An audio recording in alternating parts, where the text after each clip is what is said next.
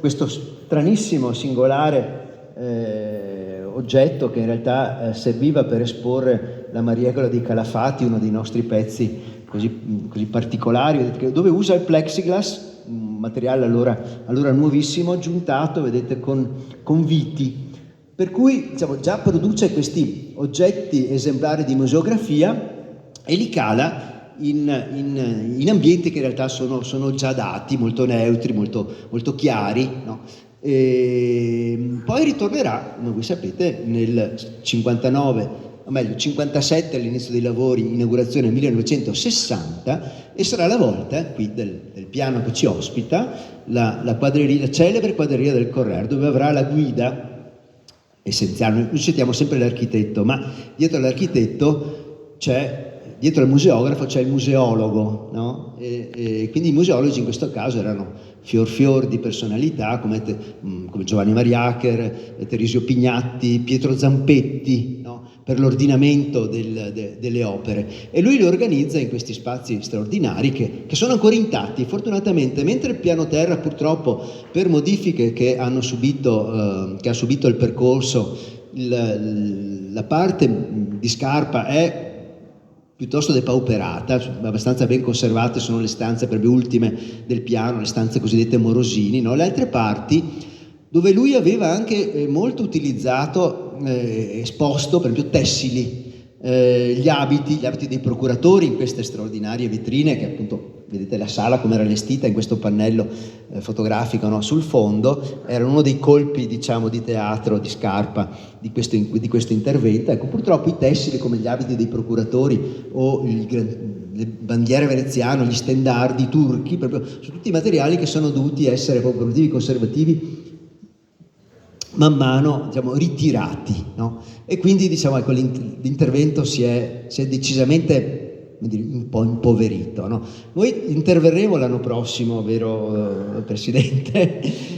al piano primo, dove l'idea è proprio quella di recuperare i materiali originali, quindi le teche che sono state comunque conservate di Scarpa, e rievocare proprio la sua museografia senza riprodurla, diciamo, in maniera pedissequa, no? Mentre è diversa la situazione del piano secondo, questo, dove la sua museografia è integrale, sia l'architettura sia appunto l'arredo museografico, e qui voi sapete, qui per il Correr inventa il suo famoso cavalletto, il cavalletto celeberrimo, esposto qui un esemplare, ma gli altri li vedete, come dire, ancora nella loro funzione nelle sale. Un cavalletto, direi, proprio forse una delle icone proprio della museografia di Scarpa. Lo sa bene anche il mercato dell'arte antiquariale, perché i pochi cavalletti che sono finiti recentemente proprio nelle aste internazionali, questi stessi cavalletti hanno avuto delle quotazioni veramente straordinarie. Ecco, poi altre cose non ve le sottolineo, anche perché appunto soprattutto in questo piano la museografia di Scarpa è ancora molto ben conservata. Stiamo operando comunque per manutenzioni continue necessarie, recentemente stiamo intervenendo, per esempio stiamo terminando proprio l'intervento sugli sfondi, questi particolari, queste cassette, diciamo, che contengono i nostri dipinti in maniera assolutamente calibrata, era calibratissima anche naturalmente la tinta degli sfondi, alterata dal tempo. Abbiamo fortunatamente potuto ritrovare le stesse tonalità volute da Scarpa e le stiamo appunto ripristinando, quindi stiamo operando anche, come dire, in maniera molto guardinga anche appunto su tutti questi punti. Ecco, qui devo dire così, abbiamo fatto questa cosa che vedete, appunto ritrovando nei depositi parte dei materiali originali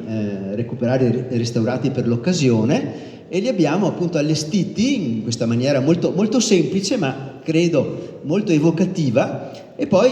abbiamo dato fondo al nostro archivio fotografico. Abbiamo fortunatamente un repertorio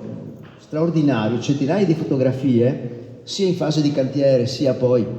opere realizzate, e le vedete scorrere appunto sul fondo rievocano molto bene appunto gli interventi di Scarpa, soprattutto per le parti appunto meno ben conservate.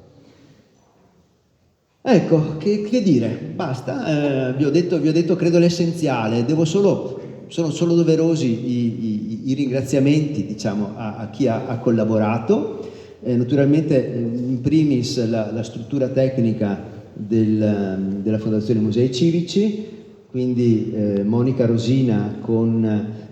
i suoi, in particolare Georg Malfertainer che mi ha supportato, e poi Eva Balestrieri, Diego Capellazzo, Luca Donati